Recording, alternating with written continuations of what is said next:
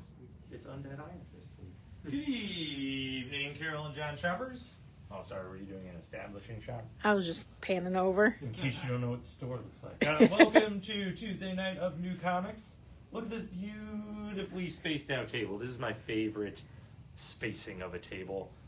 I think all of ours, really. Yeah, so we have to pleasant. put some of our event merchandise up front so we can fit all that, which is excellent. Right, John Cheer? It is. John Cheer thinks so. Andrew thinks so. Yep. I think so.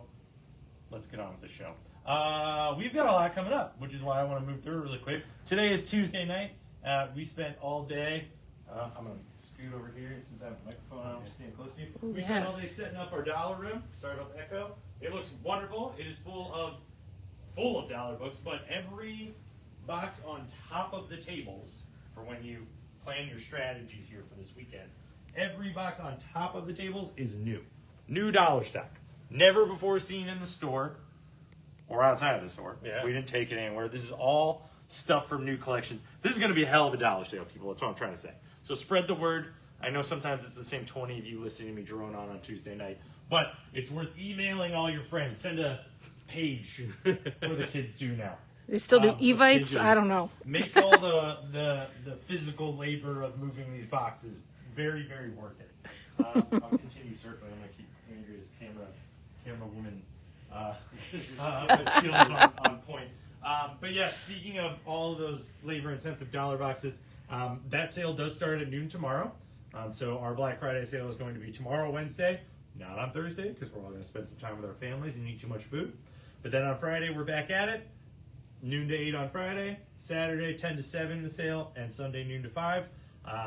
On Saturday, too, worth it to come a little later in the day because we'll have Nate Powell of March Extraordinaire and several other fantastic books doing a signing here from 6 to 7. And then if you're so inclined and you haven't had enough comic books over the last 3 days of that weekend, Genghis Khan is a fantastic small press fair at the Pivot Center from 11 to 5 on Sunday. And we will be set up there. And I get to slang some free stuff and wrangle some artists with my best friend. So that's going to be fun.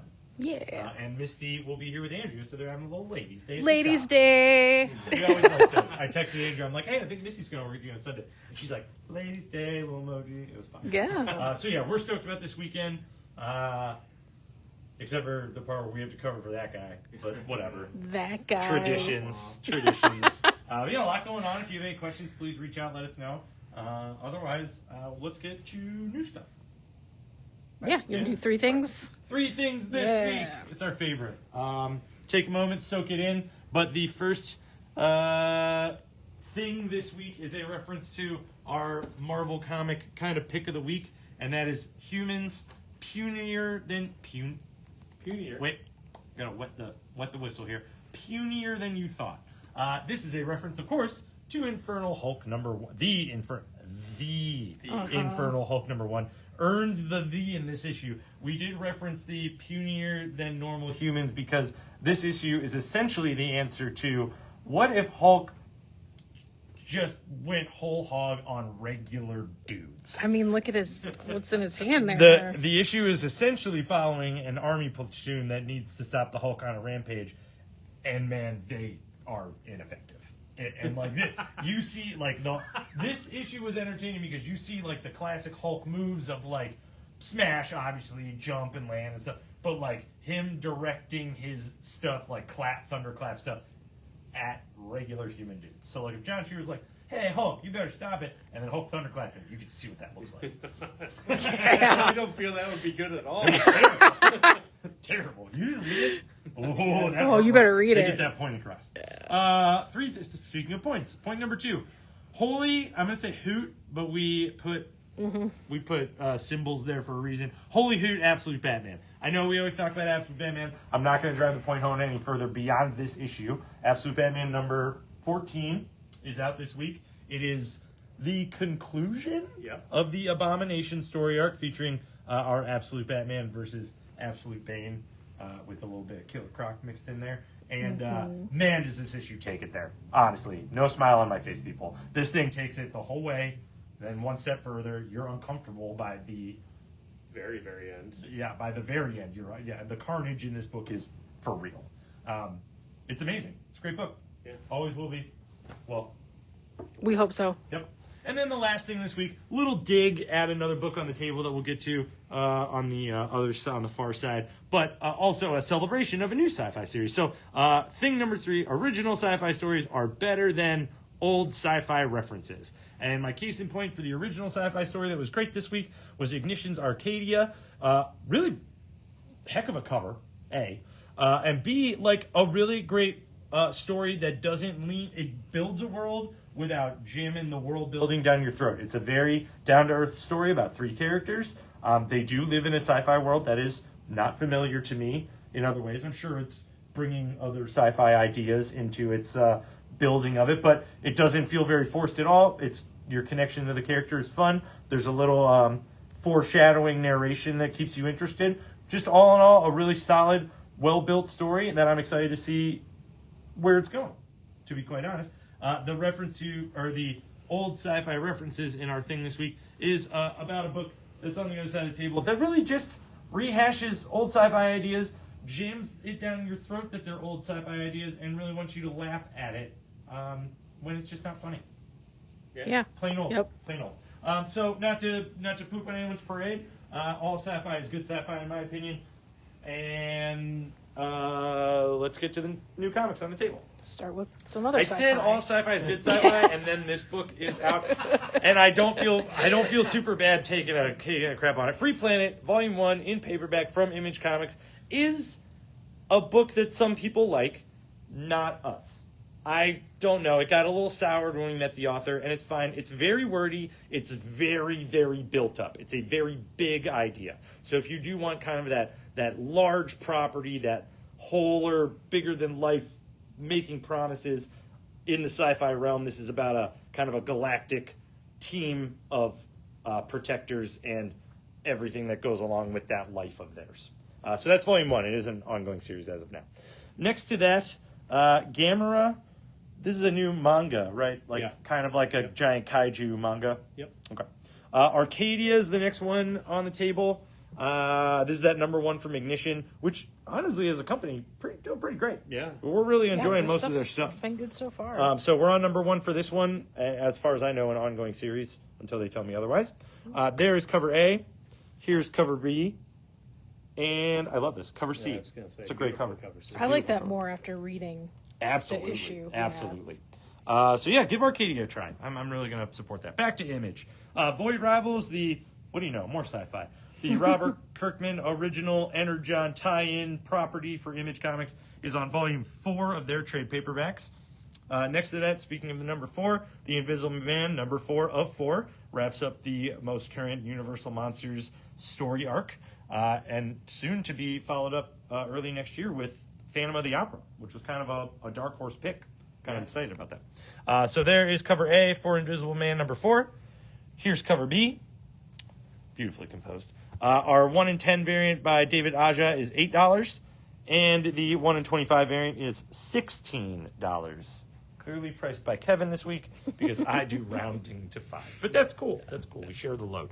Feral is on issue number 18. Are we in the middle of a story arc? We are. Okay, cool. Next to that, we've got Department of Truth on number 34. And then it's time for the Spawn side of the first part of Spawn this week. Mm-hmm. There you go. Always has to do it right when I'm about to talk. Yep. Gunslinger Spawn on issue number 49. Who thought they would have gotten this far? I didn't. Yeah. I thought 25 issues for sure. There's cover A, and here's cover B. Then we got Spawn Universe Rat City on issue number 20. Oh, okay. So quiet. Come on. Way too issue number 20. There's cover A. Here's cover B. Then we've got some Ghost Machine U stuff. Geiger on issue 14. I'm sorry, 16. 18. Oh, God. I can't. I got it. Geiger's on issue number 18. This is the best issue of Geiger yet. And yes, I'm going to keep on saying that for every subsequent issue because they're all amazing. The artwork in this book made me say, oh, S word, like 3 times. It's awesome. If you want to see what a dude looks like melting, this is the book you read this week. Yeah, you forgot about that. That's true. Yeah. Oh, yeah. That's true. This is almost as much carnage as Infernal Hulk. We have 1 cover for that one, so Geiger, if you'd like it. Hornsby and Halos on issue number 12. We have 2 covers there. There's cover A. Here's cover B.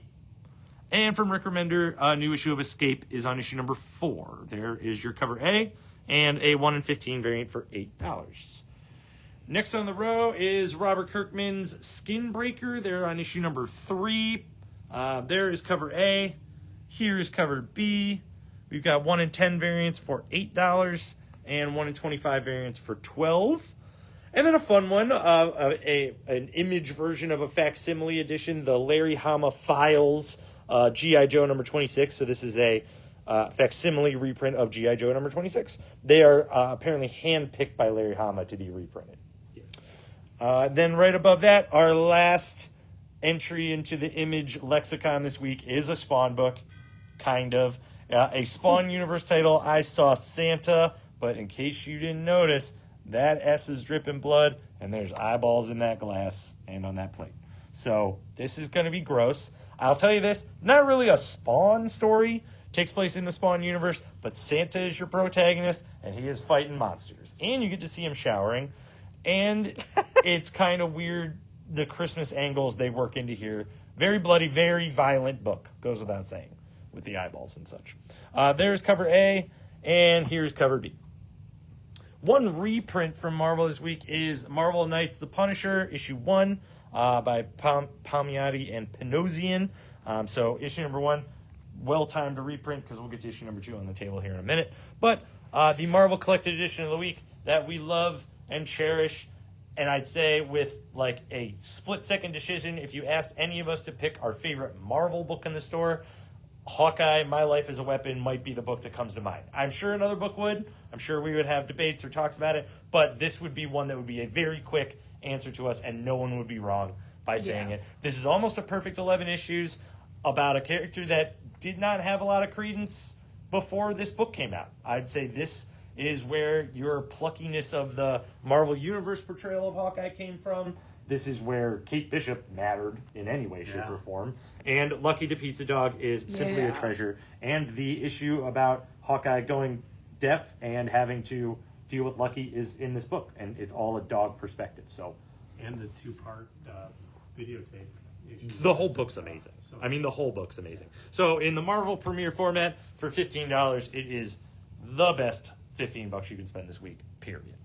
Also collected from Marvel this week, we have an Epic collection, which is pretty freaking tough to come up from Hawkeye, My Life as a Weapon. But if you're looking to spend $50 on a perfect amount of Star Wars this week, Star Wars Darth Vader Epic Collection Vader Down is all of the tie-ins and the main miniseries of Vader Down, and it is spectacular. It is the most hardcore stuff you can read for Darth Vader in Marvel Star Wars, period. I liked it so much I bought the $100 hardcover. Yeah, it's legit. It's so freaking good.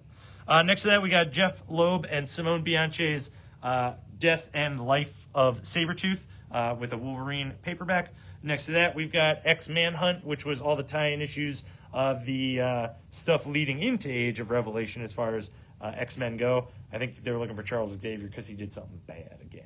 Yeah, he's always doing something. Always doing something bad. And then a trade paperback collection of Spider-Gwen Ghost Spider. This one's volume 3. It wraps up the previous Spider-Gwen ongoing series before we get to all new Ghost Spider.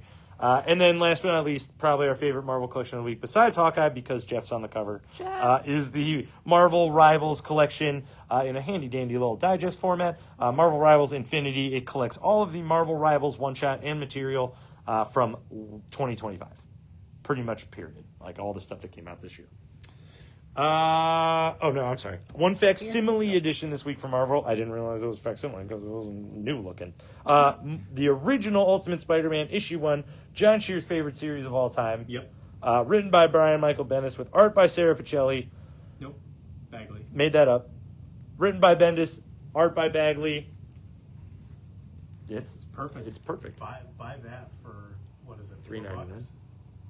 $5.99. $6, and it's a perfect first issue. Perfect Spider-Man. Yep. Can't ask for more. Next to that, we have one Star Wars book from Marvel this week. That is Star Wars Boba Fett Black, White, and Blood number 3. Juan Jose Rip does the artwork, so it looks beautiful. Oh, yeah.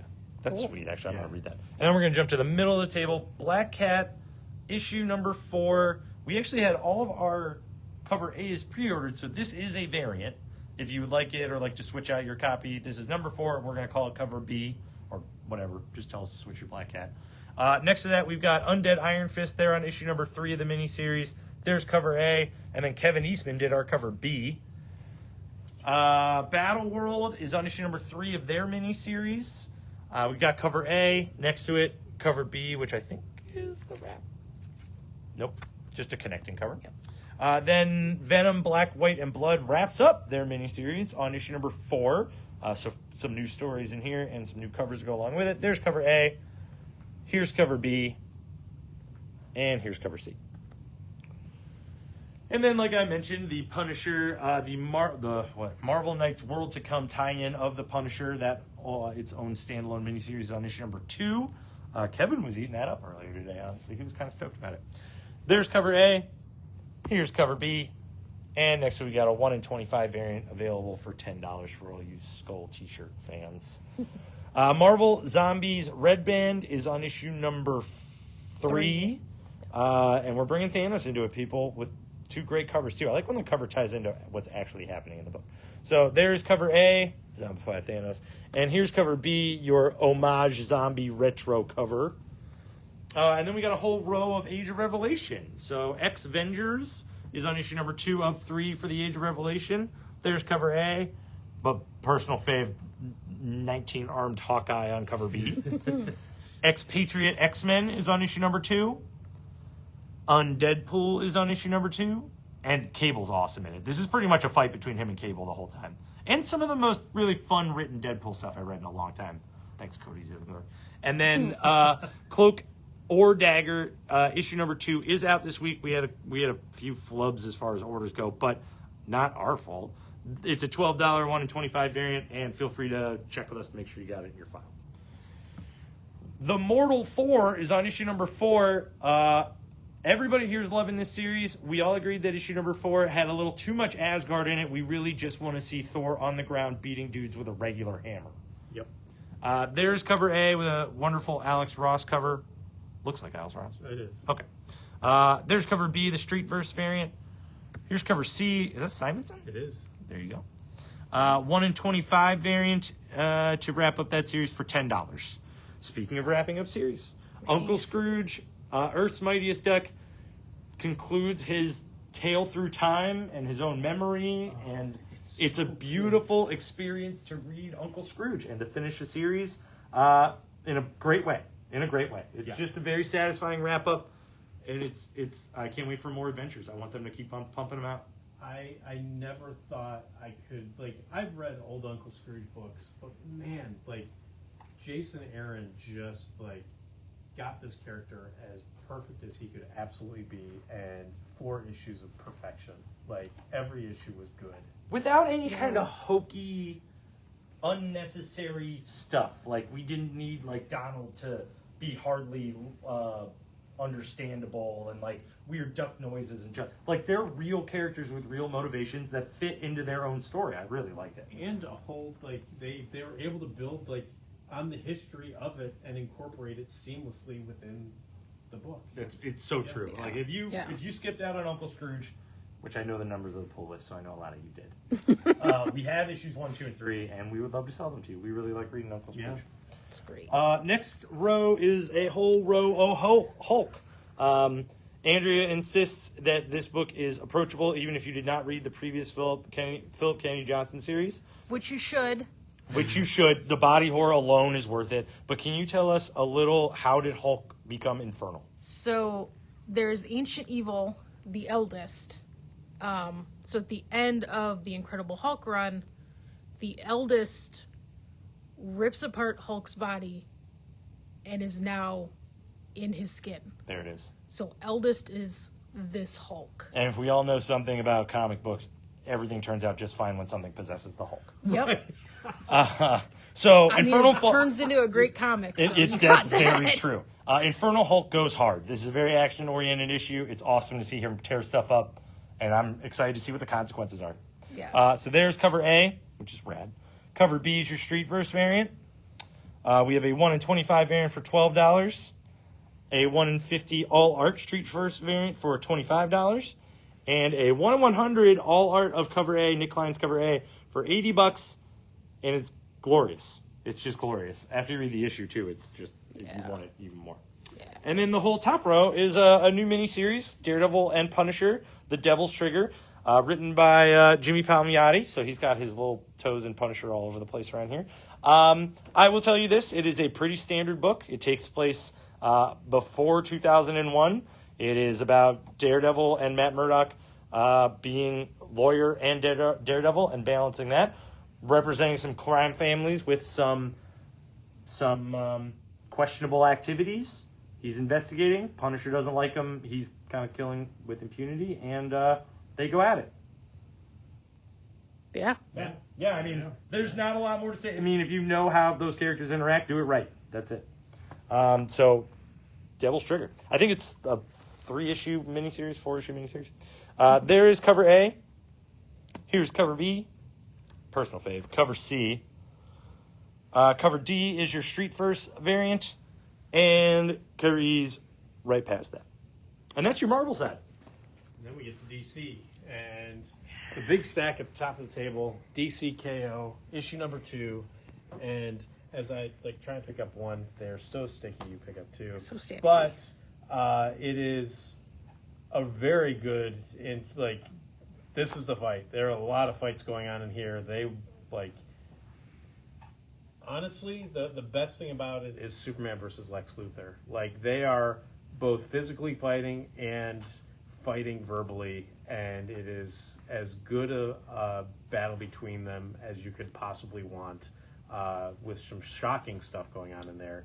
But the ability for Snyder to get everybody down to the, shall we say, the Sweet 16 is, he does a good job with that.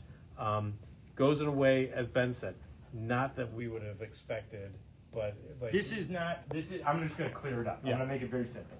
This is not a bracket of fights. This is not Wonder Woman versus Starro, Lobo versus Plastic Man, Swamp Thing versus Vixen. I fell into the trap of assumption in thinking that we were going to have ringside seats to these two people at a time fighting. That's not how we're doing it. And I was a little disappointed for a second when I realized that was going on, because I wanted to see Lobo fight Plastic Man. Not going to lie. But the way that they are doing it is masterful. It is an excellent macrocosm of a situation with microcosmic views of these characters interacting in ways that we have never seen it before. It's very awesome. It includes an entire history of the DC Universe in a way that is approachable and understandable, and it is not like a crisis level headache. It is a fun romp, and It's really cool. The inclusion of the villains felt we gotta get them in there somehow at the end of issue 1, but they play a huge role in the differences of motivations of everybody involved in this book. And I will say, when we get to it, Superman will talk about that a bit too. Superman, Justice League, all that. So DC KO, number 2. Big event book. There we go. So there's cover A. The aforementioned Plastic Man versus Lobo. Cover B. Daniel Warren Johnson's knee to the face, cover C. There's your cover D, as trippy as it is. Your Versus is cover E. And then cover F is your spiffy, shiny foil variant. And then we have a $12 1 to $25 variant for that one there. Then we get into absolutes. First absolute, Absolute Wonder Woman, is part 2 of a 2-part story where she meets Zatanna and Absolute Zatanna. But beyond that, it is the god she meets in here is where it's at. Phenomenal. Yeah. It's so good. It's great. Get it. You should have gotten it already. Yeah. There you go. We got the trade paper back. Yep. There's cover A. There's cover B. Absolute Batman number 14. As good a fight as you want between Batman and Bane. Holy freaking so food. good. As good a fight as you would ever hope to see, ever hope to want. It's perfect. I thought this book was shocking when they showed the possible future of Bane winning, where he tears off Batman's arms and crushes him with his own bat signal armor plate. I thought that was like, whoa, shocker for this series, or for this story arc. Boy, was I wrong. This is the shocker issue. Yeah. Like, this is the body horror, superhero fight, fan service, absolutely. Like, And, oh my gosh, just like the interaction between Batman and Catwoman in this. amazing. Like, when they go back to show you like some of that interaction is perfect. Mm-hmm. Like I love it. So yeah, he is as good a Batman as you want. There's your cover A. There's your cover B. $10 1 in 25 variant, and a $20 1 in 50 variant. Flash DCKO tie-in. This one is trying to deal with all of Darkseid's like Legion of Darkseid in the future. They want Impulse for some reason, and they're hating on this Flash, and bad things are happening. But yeah, and they're trying to do time travel. and failing. It's fantastic. DC's I Saw My Uncle Kissing Santa Claus is their $10 like one shot of Christmas stories. I'm gonna hold it up because absolutely worth it for who'd have ever heard me say this in my life? The Animals Man story. Yeah. Holy cow! It's is it Animal good. Man meets A Wonderful Life. It's a Wonderful Life. And it is as funny and joyous and heartbreaking a story as you would want to read for Christmas. It's perfect. It's really just fun to So- see a couple people put Animal Man down. Oh yeah. But the Martian Manhunter story is good, and as we get to cover B, that's cover A. Cover B is Supergirl on the cover, and her story is very good if you have any sort of history with Supergirl, and this plays into that as well. Wish I had history with Supergirl. And if you don't, no big deal. Next to that, DC's Black Label book. Batman's back in a Black Label book. This time he's with Green Arrow in the question, and it is old school question. It's not Renee Montoya. It's the old school question. It's all done by Gabriel Hardman. This is issue number 1, and very political, very depthy. You think but so? You thought it was political? I do. Okay. But that being said, I also think they do a very good job of making each one of these three their own standalone character within the book. I said the same So- thing Yeah. to Kevin Yeah. before you got So, here. Yeah. I think this is a good trio for this story. Yeah. And it's not just a Batman book. No. Which is what I was kind of worried about. Yeah. But I liked it. Yeah. I did. I didn't love Yeah. it, but I liked it. a Yeah. lot. So there's your I cover don't know A. why it's Black Label. You get to see Ollie's butt. Oh, Yeah. You do see So- Ollie's I butt. guess. Yeah. So there you We'll pull go. one in Carol's file. Yeah. Actually, we probably should. We probably Yeah. should. Not just because of the butt. Right. But there's your cover A. There's your cover B. And there's your cover C. Superman issue 32. This one is full on a DC KO tie-in. It tells you exactly how all the bad guys got there. It gives you more of Luthor versus Superman. It is as good a tie-in as you want. If you like, you don't need to read it in order to enjoy DC KO, but it is absolutely worth reading if you're enjoying Superman, and absolutely worth reading if you want like a tie-in that actually matters. So does it tie into the actual issue? Like It does not. It ties in more 'Cause to that's what issue it looks 1. like. It Okay, ties in alright. more to issue 1, but it does tie into issue 2 as well. It ties Okay, into okay, both okay, very well. good, So yeah. Good. There's your cover A, and then your beautiful cover B. Justice League Unlimited issue 13.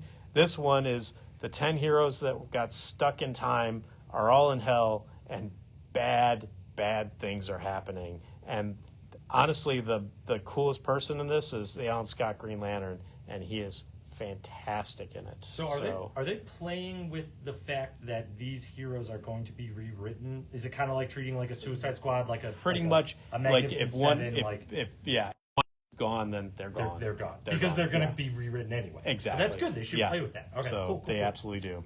There's your cover A. There's your cover B. Aquaman, also a DC late KO arrival, tie-in. yeah. We finally got it back in issue 11, and yeah, he's dealing with the Omega stuff going So on there. for those who don't want to get lost in the math, this is not a new issue this week. It's new to us, but it was the first DCKO tie-in to come out and then sell out, so we've now restocked it. Yep. So if you missed it, let us know. There we go. Green Lantern, number 29. Hard traveling heroes are together again. I love the fact that they're sort of hiding Green Arrow's face. It's Ollie. Like, they don't need to hide it. Like, That's so it funny. legitimately is. That's so Like, funny. there you go. And then there he is again. Ollie's in Green Arrow number 30. And then next to that, Tom Taylor's, I'm just going to call it Tom Taylor's Detective Comics. It's on issue 1103. It's so good. Immortal Legend Batman's on issue number 4. Man, it feels like they're putting that out like every 2 weeks. But then Trinity, Daughter of Wonder Woman, issue number 5. Trinity and Jason Todd hanging out together, chasing a super corgi. Let me If zoom we're a little in. more technically advanced, On we that. have to censor out that corgi butt. I'm Too gonna late. zoom in so you can Yep. Anti-censor. So, yep. It's so good. It is as heartfelt an issue as you can imagine. Just all of these have been heartfelt. That book and is so wonderful. good. Yeah, it's fantastic. JLVGVK is on issue number 5. Wait, is it? Justice League versus Godzilla versus Kong, issue number 5. King Ghidorah shows up and wreaks havoc, and it's fantastic. There's your cover A. There's your cover B. Harley's on issue number 56. There's your cover A. There's your cover B. If you missed it last week, we got more of them. We've still got them. Batman versus Deadpool. Grant Morrison, the DC version. There you go. Woohoo. Titans is on volume number 3? 4. Titans is on volume 4. Batman Robin, the Animated Adventures, issues 1 through 10 of the original Animated Adventures by Paul Dini and the ilk. And then we got reprints. Titans, issue 28. It's their first of the DCKO tie-ins where they're evacuating Earth. Justice League, the Omega Act special, where he's going and rescuing Booster Gold. They've reprinted that. And then just in time for DCKO 2, DCKO 1, find out how this is all going down. But here's the more important of the second prints. Absolute Batman 4, 5, 6, 7, and 13 with first Absolute Catwoman on the cover and first appearance of another Absolute female character, which is fantastic. Why didn't you tell me what? It's been 2 months. Let them be surprised. It's Harley Quinn. All right, fine. Making Nonfiction Comics. It is a very cool, it's a guide for like graphic narratives, and it is in a hardcover for $30. How to do it. Like whether you want to make your own, whether you want to like... We love making comic Yeah. books around here. It's perfect. Yeah. So, your perfect how-to. Studio Ghibli, the complete works, second edition. So they've added some more movies, but it is chock-a-block full of posters, little history of each movie, what the story is for each movie, every bit of ephemera that you can imagine for each movie in a nice little hardcover for that there.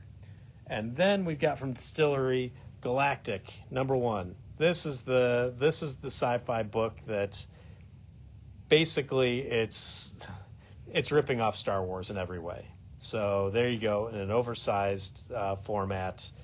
It is as probably lame as you can imagine, but like Oh, we're it's talking like about Galactic? we are, yeah. This is just it's It's- just a rip off of stuff, and they want us to laugh at it, and it's not funny. Yeah. It's a little poorly conceived. It doesn't have a great narrative, and the story is stale. Yeah. I don't know. Yeah. I didn't find anything really redeemable about it. I think it soured me when we saw the first solicitation and it promised Saga level enjoyment. It's like, you're gonna love this because you love Saga, and I don't really like it when any book does that. Like, be yourself. You Yeah. know, like stand on your own laurels. And I got exactly what I expected from this book. It is. They tout it as a like love story in space, and they if it is, they have failed miserably so far. Toxic So Avenger's more of a love story. oh, we're getting to that. So, but it's got 3 covers. So there's your cover A, there's your cover B, and your James Stokoe cover C. Which is pretty rad. Yeah, it is. Yeah. So I wish the book was like that. right. But it's like it's like ripping off of Star Wars and Spaceballs, which somehow is just sacrilegious. Like, Right. like, I'm gonna rip off your spoof. yeah. and not do any of it well. All right, Catacomb of Torment is on issue number 5. An Evan Dorkin story. We hate it, Galactic. Yeah. Sorry. But this has an Evan Dorkin story in it where the very first page you get to see the Necronomicon. Yes. Yes. That's awesome. So there's your cover A. There's your $8 1 of 10 variant for that there. Toxic Avengers on issue number 5. I love the fact that it is still going on and still seemingly going on strong. We sell So- Toxic Yeah, they're Avenger like fun. crazy. Yeah. I reorder Toxic So- Avenger comics every week. So there we Yeah. go. Quick stops on issue number 4. This one is all the Joneses sisters. You find it takes place immediately after Clerks, and it is as silly a romp as you would want from Kevin Smith. It's 2 covers. There's your cover A. There's your cover B. Devil on My Shoulder is basically I Spit on Your Grave done as a comic book by Kyle Starks. And as gross and terrifying as that could be, she is gone through the worst that she can. It even gives you a spoiler at the beginning, like, hey, this is going to be bad, but she is going to get her revenge. And so we're waiting for her to get her revenge. Yeah, that content warning is there for a reason. Yes. In that So, book, yes. Very much so. Yeah. I like it when you two commiserate on the content. Yeah. Oh, yeah. You're like, just to reiterate. Conan Scourge of the Serpents on issue number 3. As Conan-y a book as you could want. And man, that serpent in there, she is a Medusa-like beast and amazing to look at. Oh, I in just the worst realized we way. probably should have So, yeah. censored. Yeah, well. Oops. Oops. Shredder's on issue number 3. We got 2 covers for that. There's your cover A. There's your cover B. Shredder's going hard. Cul-de-sacs on issue number 4. Now I got to look at the Sitting back. Stupid. What a bad idea. Bad idea comics. I'm going to call it issue number 4. Sure. There you go. It is issue. Last Day of H.P. Lovecraft's on issue number 2 from Boom Studios. And then Deadhead from a small company. He's going around, this guy right here, and he is killing every movie like serial killer that there possibly can be. And it's silly, it's fun, not as good as the one above it, but if you're looking for like your little horror that you want, go for it. There you go. The cover looks cool. Yeah. Yeah. Thundercats on issue number 21. Flash Gordon's on issue number 13. And then we've got Adventure Time, the Volume 1 trade paperback, the first trade paperback. Best for the of new- Buds. Yeah, Best Look of at them. Buds. They're going on an adventure. They are. That's their whole thing. And then below that, we got Dogman, Big Jim Believes. Believes. Last but not least, the best-selling graphic novel franchise ever. Yeah. Dogman has a new installment with Big Jim Believes in hardcover. The bottom of the table is all of our offerings for Mr. Powell's signing on Saturday. So please come in and grab them. He has a wonderful, wonderful assortment of books, both political and fantastical to read. Really, really, really solid stuff. I would say if you're trying to compare his artwork to somebody, he does have a very Daniel Warren Johnson vibe to his artwork. It Oh, has yeah, that yeah. level of flowingness with a different storytelling technique. So we're going to continue to enjoy his stuff. And This then, one I read, I would highly recommend that one. Fall Through. yeah, it's about a punk band, right? Yep. Cool. Yeah.